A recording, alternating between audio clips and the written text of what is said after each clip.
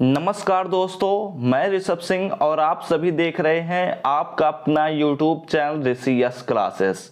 और आज के इस वीडियो में हम बात करने वाले हैं बीएससी फर्स्ट ईयर के सेकंड सेमेस्टर का जो हमारा सब्जेक्ट है केमिस्ट्री, उसके अंतर्गत जो हमारा पेपर आता है bio organic and medicinal chemistry, उसमें जो हमारा यूनिट 8 आता है उसके हम इम्पोर्टेंट क्वेश्चंस को लेकर आए हैं और वो भी ऑब्जेक्टिव फॉर्मेट में, यानी कि एमसीक्यूज इस वीडियो में हम आप सबको कराने वाले हैं।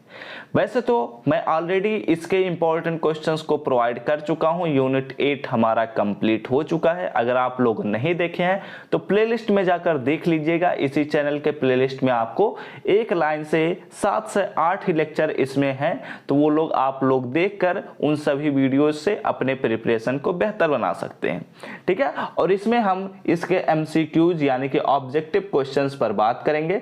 तो चलिए एक एक करके हम शुरुआत करते हैं पढ़ना।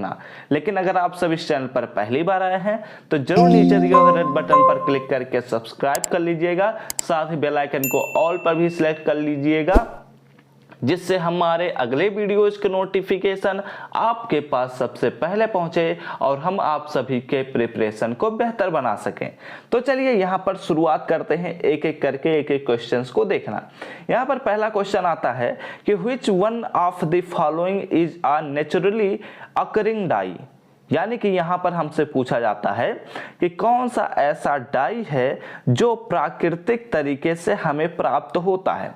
तो ऑप्शन में दिया गया है इंडिगो डाई, मेलाचाइट ग्रीन, दूसरा है एनिलीन येलो और चौथा आता है कांगो रेड। ठीक है, तो यहां पर अगर हम बात करें कि कौन सा हमारा नेचुरली अकरिंग डाई है तो वह होता है इंडिगो। और इंडिगो के बारे में मैं आप सबको नहीं पढ़ाया हूं क्योंकि यह इंपॉर्टेंट नहीं है, लेकिन यहां पर आप लोग समझ जाइए कि जो इंडिगो डाई होता है वह एक नेचुरली अकरिंग डाई होता है। ठीक है, और सभी जितने भी डाई पाए जाते हैं वो अधिकांशतः हम सिंथेटिक डाई होते हैं, यानी कि जिन्हें हम अपने प्रयोगशाला में बना सकते हैं। ठीक है, अगले क्वेश्चन पर हम बात करते हैं। यह पहला क्वेश्चन हमारा हो चुका। दूसरे क्वेश्चन पर बात करते हैं।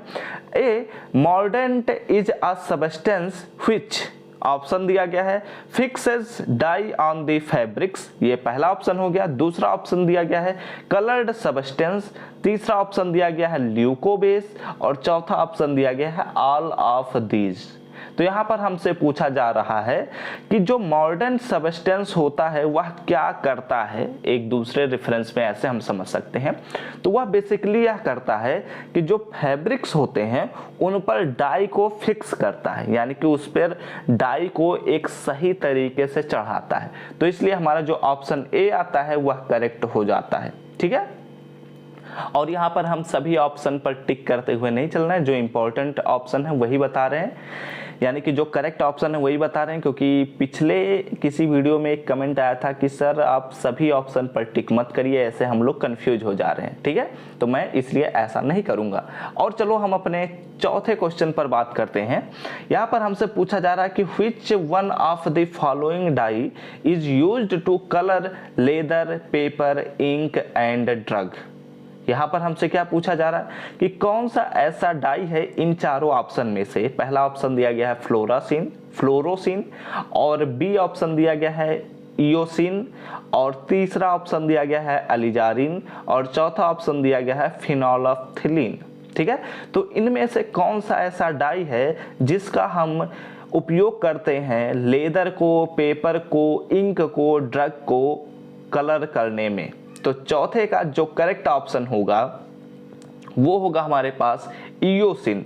इयोसिन का ही हम उपयोग करते हैं लेदर को कलर करने में, पेपर को कलर करने में, इंक को, ऐसे ही ड्रग को भी कलर करने में इयोसिन का उपयोग किया जाता है। वैसे इयोसिन आप सबके सिलेबस में तो नहीं है, लेकिन फिर भी ऑप्शन क्वेश्चन में, ऑब्जेक्टिव क्वेश्चन में ऐसे क्वेश्चंस आप सबके सामने दिए जा सकते हैं।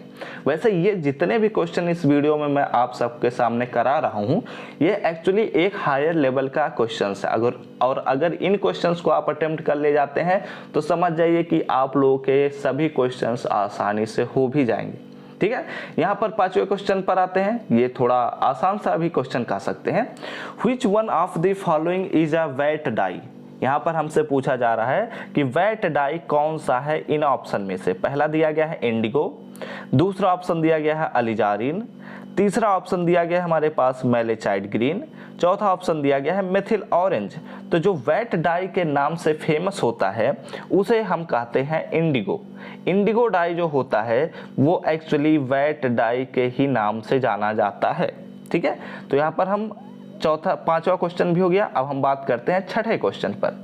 छठा क्वेश्चन हमसे पूछा जा रहा है कि which of the following is a triphenyl methane dye, यानी कि जिसमें 3 फेनिल ग्रुप्स, 1 मीथेन ग्रुप्स उपस्थित हो, ऐसे डाई के बारे में हमें बताइए जिसका दूसरा नाम ही है ट्राइफेनिल मीथेन डाई। तो यहाँ पर ऑप्शंस में से पहला ऑप्शन दिया गया है फिनोल्फ्थलीन, दूसरा ऑप्शन दिया गया है कांगोरेड, तीसरा ऑप्शन दिया गया है मेथिल ऑरेंज और चौथा ऑप्शन दिया गया है क्रिस्टल वायलेट। ठीक है, तो यहाँ पर अगर हम बात करें तो यहाँ पर जो हमारा क्रिस्टल वायलेट होता है, जो हमारा क्रिस्टल वायलेट यानी कि डी ऑप्शन है वो करेक्ट होता है, जिसे हम ट्राइफेनिल मीथेन डाई के नाम से भी जानते हैं। ठीक है, अब हम अगले क्वेश्चन पर बात करते हैं। अगला क्वेश्चन हमारे पास आता है 7वें नंबर का क्वेश्चन, और 7वें नंबर के क्वेश्चन में बस बहुत ही नॉर्मल सी पूछी गई है कि the correct decreasing order of effectiveness of auxochrome is. ठीक है, तो इसमें जो करेक्ट ऑप्शन होगा वो मैं डायरेक्ट बता देता हूं। यह जो पहला ऑप्शन है वही एक करेक्ट ऑप्शन है, यानी कि bond NR2 is greater than NHR is greater than NH2 is greater than OH is greater than X। ठीक है, अब हम आगे बात करते हैं। ये एक्चुअली एक थ्योरी है जिसमें आप सभी को ये फार्मूले के तौर पर याद कर लेना चाहिए। ठीक है, तो अगर आप लोग इस क्वेश्चन को याद कर लेते हैं तो अच्छी बात है, क्योंकि ऐसे क्वेश्चन हो सकता है आपके एग्जाम में मिल जाए। ठीक है, नेक्स्ट क्वेश्चन पर हम बात करते हैं। नेक्स्ट क्वेश्चन हमारे पास आता है 8वें नंबर का क्वेश्चन। 8वें नंबर के क्वेश्चन में हमसे पूछा जा रहा है कि a coloured compound exhibit colour due to presence of. यहाँ पर हमसे क्या पूछा गया है मैं बताता हूँ थोड़ा सा डिटेल करते हुए, कि जो भी कलर्ड कंपाउंड होता है वह कलर को निकालता है, यानी कि कलर को शो करता है, वह किसके कारण होता है। तो पहला ऑप्शन दिया गया है ऑक्सोक्रोम की वजह से, दूसरा ऑप्शन दिया गया है OR ग्रुप्स की वजह से, तीसरा ऑप्शन दिया गया है कार्बोक्सिलिक ग्रुप की वजह से, चौथा ऑप्शन दिया गया है क्रोमोफोर की वजह से। ठीक है, तो जो 8वें का करेक्ट ऑप्शन होता है वो क्रोमोफोर की वजह से ही कोई भी कंपाउंड कलर को निकालता है, कलर को शो करता है। ठीक है, नेक्स्ट क्वेश्चन पर हम बात करते हैं। 9वें क्वेश्चन आता है हमारे पास कि which of these are used as acid base titration, या टाइट्रेटर के उपयोग में। एक्चुअली जब आप लोग प्रैक्टिकल करते हैं ना, पता नहीं आपके कॉलेज में कराया जाएगा या नहीं, लेकिन अगर कराया जाता है तो वहाँ पर आप लोग जब प्रैक्टिकल करेंगे तो वहाँ पर आप सभी को एक प्रैक्टिकल मिलेगा जिसमें एसिड बेस टाइट्रेशन किया जाता है। ठीक है, तो इस सिचुएशन में हम एक इंडिकेटर का उपयोग करते हैं। ठीक, तो जो इंडिकेटर के रूप में उपयोग करते हैं वही पूछा जा रहा है कि कौन सा इन चारों ऑप्शन में से हम उपयोग कर सकते हैं। तो यहाँ पर पहला ऑप्शन दिया गया है फिनोल्फ्थलीन, दूसरा ऑप्शन दिया गया है कांगोरेड, तीसरा ऑप्शन दिया गया है मेथिल ऑरेंज और चौथा ऑप्शन दिया गया है ऑल ऑफ दीज। तो अगर हम अपने थ्योरी के अकॉर्डिंग बात करें जो हम आप सभी को पढ़ाए थे, तो वहां पर तो बात करेंगे तो फिनोल्फ्थलीन जो है वह एसिड बेस टाइट्रेशन के रूप में उपयोग किया जाता है। ठीक है, और यही करेक्ट ऑप्शन आप लोग टिक करके चले आएंगे, लेकिन एक गलती कर देंगे। एक्चुअली जो फिनोल्फ्थलीन होता है वह एसिड बेस टाइट्रेटर के उपयोग करता है, लेकिन कांगोरेड भी उसी के रूप में उपयोग किया जाता है, मेथिल ऑरेंज भी एसिड बेस टाइट्रेशन के रूप में उपयोग किया जाता है। यानी कि ये तीनों ऑप्शन करेक्ट हो जाते हैं, इसलिए ऑल ऑफ दीज पर हम टिक करेंगे, यानी कि चौथे ऑप्शन पर हम टिक करेंगे। ठीक है, बातों पर गौर करना, क्योंकि ये सभी चीजें बहुत जरूरी होती हैं। अब हम नेक्स्ट और लास्ट क्वेश्चन पर आते हैं इस वीडियो के। एक्चुअली हम 10 ही क्वेश्चंस इस वीडियो में लेकर आए हैं, क्योंकि यही 10 क्वेश्चंस बहुत ही अच्छे क्वेश्चंस हैं, लेकिन इनके अलावा भी हम आगे के वीडियोज में और भी MCQs क्वेश्चंस कराएंगे, और ये तो आप सबके डिमांड थे, तो हम इसलिए आज थोड़ा जल्दी में आप सभी के लिए एक 10 क्वेश्चंस का वीडियो लेकर आए हैं, जिससे आपके थोड़े प्रिपरेशन को और बेहतर बना सके। ठीक है, नेक्स्ट क्वेश्चन पर हम बात करते हैं। 10वें नंबर का क्वेश्चन हमसे पूछा जा रहा है कि which of the following pairs is not correctly matched. यहाँ पर हमसे क्या पूछा जा रहा है कि जो भी ऑप्शंस दिए गए हैं इनमें से कौन सा एक ऐसा ऑप्शन है जो करेक्ट मैच नहीं कर रहा है। ठीक है, तो पहला ऑप्शन दिया गया है मेथिल ऑरेंज और इसी के साथ बोला गया है एजोडाई। बी ऑप्शन हमारे पास दिया गया है कि कांगो रेड, एजोडाई। तीसरा ऑप्शन हमारे पास यानी कि सी ऑप्शन दिया गया है फिनोल्फ्थलीन और एंथ्राक्विनोलोन डाई। और चौथा ऑप्शन हमारे पास दिया गया है एलिजारिन और एंथ्राक्विनोलोन डाई। ठीक है, एक्चुअली इसे मैं थोड़ा एक्सप्लेन करता हूं, नहीं तो आप लोग थोड़ा कंफ्यूज हो जाएंगे कि इस क्वेश्चन में क्या पूछा जा रहा है। यहां पर बेसिकली इस क्वेश्चन में यह पूछा जा रहा है कि जो हमारे पास ये पहला सभी ऑप्शंस में से जो पहला दिया गया है, जैसे methyl orange, Congo red, phenolphthalein, alizarin, ये सभी जो हैं वो क्या इस ग्रुप से मैच करते हैं, यानी कि एजोडाई से क्या मैच करेगा, कांगो रेड जो है वह एजोडाई से क्या मैच करेगा, फिनोल्फ्थलीन जो है वह एंथ्राक्विनोलोन डाई से मैच करेगा, एलिजारिन जो है वह एंथ्राक्विनोलोन डाई से मैच करेगा या नहीं करेगा, यानी कि इसी के अंतर्गत ये कंपाउंड्स, ये डाई आते हैं या नहीं आते हैं, यही हमसे पूछा जा रहा है इस क्वेश्चन में। तो अगर हम बात करें तो जो मेथिल ऑरेंज होता है, और उस लेक्चर में मैं आप सबको बताया था कि यह एक एजोडाई के रूप में उपस्थित होता है क्योंकि इसमें जो N डबल बॉन्ड N के रूप में पाया जाता है।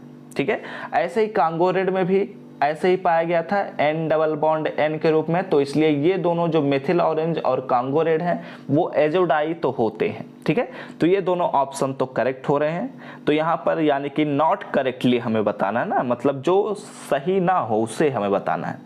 तो अगर हम डी ऑप्शन पर बात करें तो एलिजारिन जो होता है उसमें हम लोगों ने देखा था कि यह एंथ्राक्विनोलोन डाई होता ही है, मैंने आप सबको समझाया भी था।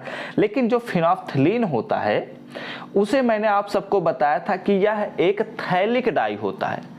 क्या होता है, फिनोल्फ्थलीन, फ्लोरासीन, ये सभी एक थैलिक डाई होता है, ना कि एंथ्राक्विनोलोन डाई होता है। इसलिए हमारा जो सी ऑप्शन है वह करेक्ट हो जाता है क्योंकि यह एक गलत ऑप्शन है।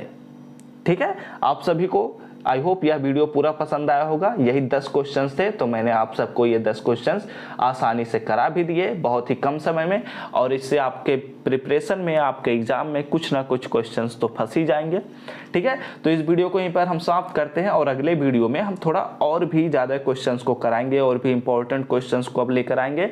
और डेली शाम को 6 बजे अब आप सबको केमिस्ट्री के इंपॉर्टेंट क्वेश्चंस मिलेंगे, और शाम को और रात को 8 बजे आप सभी को डेली मैथमेटिक्स के भी इंपॉर्टेंट क्वेश्चंस प्रोवाइड करेंगे। और अभी हम फिजिक्स के भी इंपॉर्टेंट क्वेश्चंस को खोज रहे हैं, अगर मिल जाते हैं तो हम आप सभी को वो भी क्वेश्चंस प्रोवाइड करना शुरू कर देंगे।